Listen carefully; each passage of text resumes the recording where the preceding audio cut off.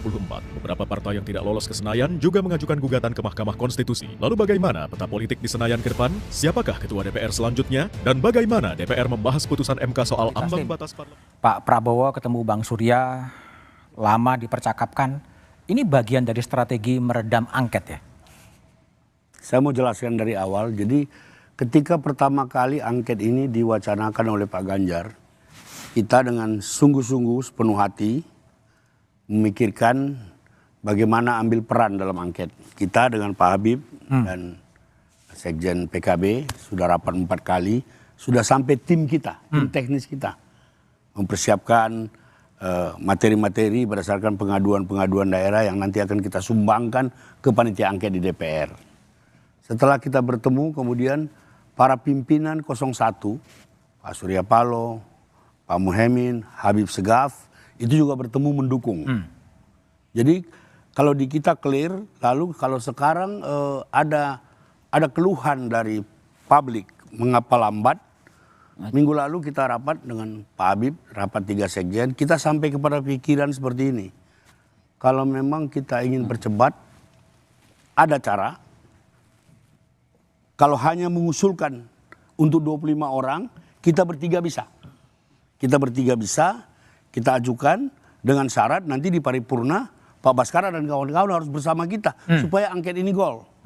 Nah, ternyata ide itu kita ajukan ke ketua umum kita bilang enggak.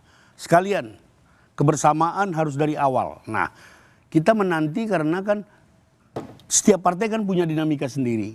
Setiap partai punya dinamika sendiri dan angket itu sebuah evaluasi total terhadap jalannya proses pemilu dengan keterlibatan pemerintah.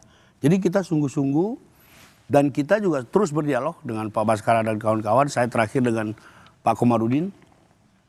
Tapi memang ini butuh waktu, butuh waktu untuk menyatukan seluruh potensi, butuh waktu untuk menyatukan semua pikiran. Mengapa dari awal kita bersungguh-sungguh terhadap angket? Karena yang mencetuskan ini putra terbaik partai terbesar, calon presiden Republik Indonesia. Ini nggak main-main di mata kita. Seorang Ganjar yang diakui sebagai kader terbaik partai terbesar. Oleh karena itu kita sungguh-sungguh. Sungguh-sungguh dan kalau sekarang kesannya Gembos. Kalau kesan itu kesan publik, tapi di kita ini masih jalan. Masih jalan ya? Pertemuan kita masih jalan hanya karena isunya banyak, apalagi hari ini mulai sidang MK. Isunya timbul tenggelam, tetapi kita minggu lalu kita masih berbuka bersama. Kita tanyalah Pak sama Basara, masuk angin. Jadi gembos atau gimana angket nih? Teriaknya lantang kemudian hilang lagi gitu. Ya, Mas Budiman, persoalan penggunaan hak angket oleh DPR RI itu bukan merupakan variabel politik yang berdiri sendiri. Tapi dia melibatkan sekian banyak variabel yang akan mempengaruhi apakah angket itu akan efektif atau tidak. Tentu ketika pemikiran dan langkah mengenai angket itu kita gulirkan, pemikiran kita harus meletakkan national interest kita di atas kepentingan-kepentingan lain. Apa national interest kita di dalam konteks mengajukan usulan hak angket ini? Oleh karena itu, PDI Perjuangan melihat bahwa dugaan yang muncul di tengah-tengah masyarakat atas berbagai praktek pelanggaran sekian banyak undang-undang di dalam proses tahapan pemilu presiden kemarin sebagai sesuatu yang harus diuji oleh satu mekanisme politik yang secara konstitusional diberikan oleh undang-undang dasar kita dan undang-undang MD3, yaitu hak angket, hak untuk menyelidiki apakah benar presiden bersama para pembantu-pembantunya telah melanggar sekian banyak peraturan perundang-undangan. Tidak hanya satu peraturan perundang-undangan. Tetapi begitu angket ini berproses, maka akan ada banyak variabel di sana. Apakah dukungan fraksi-fraksi yang ada di dalamnya itu akan signifikan? Karena pada akhirnya pengambilan keputusan itu akan dilakukan per kepala. Maka kita akan lihat berapa banyak kekuatan itu. Kami terus melakukan monitoring, memperhatikan gelagat dan dinamika. Misalkan saja kita beberapa kali diajak oleh teman-teman Nasdem untuk bersama-sama ini. Tapi kan kita juga mengikuti kemana kemudian arah teman-teman partai politik yang lain. Ya, tapi sampai sejauh ini, tapi tentu kita dengan satu asumsi menghormati jurisdiksi politik setiap partai untuk menentukan langkah kebijakan dan langkah politik yang masing-masing. Tapi sampai hari ini, PDI Perjuangan melalui Ibu Megawati Soekarno Putri, ketua umum kami yang memiliki hak prerogatif, belum menyatakan mundur dari hak angket itu. Belum mundur dan bahkan belum melakukan pertemuan-pertemuan dengan Pak Prabowo ataupun yang lainnya. Karena kami taat asas. Pemilu belum selesai, masih ada tahapan sengketa PHPU di Mahkamah Konstitusi. Kita lihat dulu sampai hasil di sana. Jadi double track ini tetap kami lakukan. Kajian akademis atau naskah akademis untuk angket itu terus kami perdalam sambil menunggu momentum politiknya. Legal action kami lakukan lewat PHPU di Mahkamah Konstitusi. Oke, baik. Begitu, Mas Edi Suparno, masih perlu bagi perwakilan dari 02 untuk dilakukan hak angket? Ya menurut kami tentu namanya juga hak ya. Jadi dari kacamata yang mengajukan itu tentu berbeda daripada kami yang berpendapat mungkin itu tidak perlu. Mengingat pemilu berjalan relatif dengan baik. Kalau memang ada kekurangan di sana sini, saya kira itu dalam setiap pemilu pun demikian. Jangankan pemilu, ya pilkada, pemilihan kepala desa pun pasti akan ada ada kekurangannya.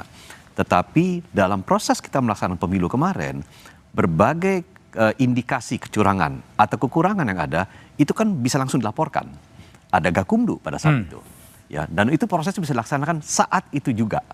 Nah, jadi ketika kemudian proses itu dilaksanakan, apakah diterima atau tidak, dijalankan atau tidak, tentu itu kita lihat bagaimana pada saat itu diputuskan oleh Gakumdu. Tetapi pada akhirnya ketika kita kemudian mendapatkan hasil perhitungan suara, dan hasil perhitungan suara itu kemudian disepakati oleh para pihak, tetapi yang merasa keberatan tentu apa yang disampaikan oleh Mas Baskara tadi bisa melakukan proses melalui PHPU di MK. Itu sudah koridornya sudah demikian. Dan itu bisa dilakukan sah. Apakah kemudian di parlemen akan dilakukan hak angket? Itu namanya juga hak. Silahkan saja dilakukan. Tetapi tentu kami merasa bahwa proses pemilu ini sudah berjalan dengan baik. Di samping kekurangan-kekurangan ada, ya tetapi hasil ini bisa diterima. Dan menurut kami hasil ini juga cukup baik karena masyarakat pun tidak ada yang kemudian merasa keberatan bahwa terjadi kecurangan masif dalam pemilu itu sehingga harus ada hak angket untuk mempertanyakan kekurangan-kekurangan di dalam pemilu. Oke, kalau Bung Andi Malarangeng masa perlu nggak sih hak angket sekarang? Demokrat jelas menganggap ini nggak perlu. Nggak perlu ya? Kan menarik juga kalau kita lihat bahwa yang katanya mendukung hak angket atau paling tidak menggembar-gemborkan hak angket pasti dari pendukung 01 atau 03. Kalau pendukung 02 kan kita menganggap nggak perlu. Kalau bicara soal kecurangan dan sebagainya ada mekanismenya yaitu di Mahkamah Konstitusi. Nah, persoalan yang lebih mendasar sebenarnya adalah lebih baik kita bicara nantinya setelah semua selesai, kita bicara bersama-sama KPU tentang bagaimana memperbaiki sistem pemilu kita. Ya. Mulai dari sistem pemilunya sampai pernak-pernik tentang prosedur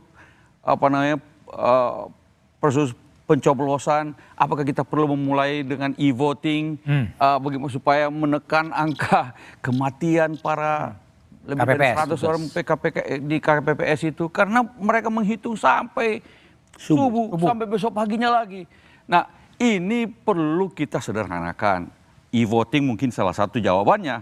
Mending kita bicara tentang ini. Setelah ini semuanya selesai, dalam rangka memperbaiki sistem pemilu kita bersama-sama dengan KPU, kita bisa bicara tentang mana yang lebih baik.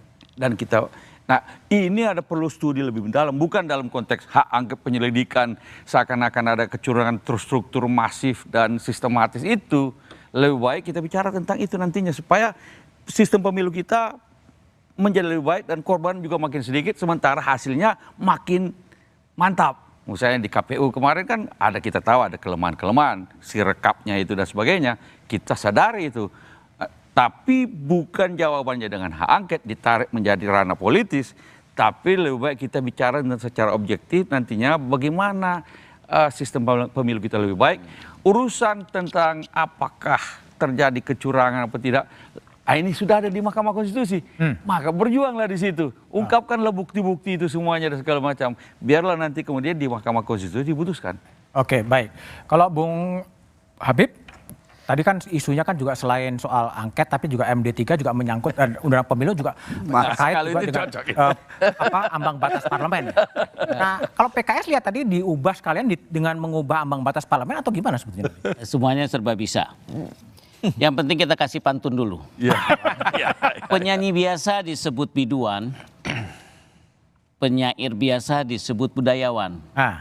Angket bukan momok, menakutkan. Oke. bisa dilakukan untuk sarana perbaikan. Mantap. Jadi bagi partai pemenang yang udah pengen duduk tenang, emang palanya udah enteng. Gitu. Bagi yang sedang berjuang, melihat ada yang masifnya, yang macam-macam kecurangan, yang sudah dilihat bukan pusing, ingin perbaikan. Nah, perbaikan itu adalah satu hak politik yang pantas dilakukan. Nah, kebetulan Majelis Syuro PKS juga mengamanahkan untuk peran itu. Kami bertiga antara Nasdem, PKS, kebetulan Indonesia 1 itu sudah duduk-duduk menunggu dari Bapak Baskara. Sebab kalau nggak nunggu itu ya nggak jelas bangka kita. Percuma kita melakukan angket kalau kita tahu hak suara kita nggak nendang gitu. Jadi menurut saya tidak salah hak politik ini dilakukan dalam rangka pemenangan, bukan yang sekedar di MK. Enggak, justru titik kecurangan itu akan terteliti kalau memang itu dilakukan. Tinggal kita lihat soal kesepakatan dan kemampuan di parlemen. Dan itu tidak buruk kok, dan itu tidak jelek dan tidak menakutkan. Di PKS gaspol ya untuk angket? Ya, kita sama-sama lakukan PKS sendiri. Kalau Bung Daniel, PKB angketnya gimana? Udah setelah Pak Jokowi mengundang 2 menteri PKB gitu. Ya tadi Bang Sekjen Nasdem, Bang Sekjen PKS sudah menjelaskan sebenarnya justru di koalisi 01 itu sudah sepakat ya bahwa angket itu menjadi sangat penting untuk memperbaiki demokrasi yang dianggap jauh mundur. Tapi? Nah, kuncinya di sahabat tua kita, saudara tua kita PDP. Karena kan kalau cuma ngusulin dan selesai nggak ada perbaikan yang bisa kita lakukan.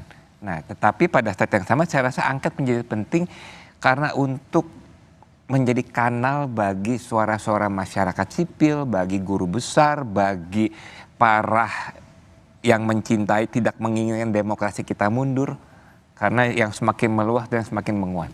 Karena kalau enggak, ini juga akan menjadi api dalam sekam bagi pemerintahan berikut. Sehingga semua menjadi clear. Oke, memang masih banyak PR, apakah itu hak angket, ada juga perintah Mahkamah Konstitusi untuk menurunkan ambang parlemen, dan bagaimana mendesain sistem politik ke depan, jawabannya setelah jeda berikut ini.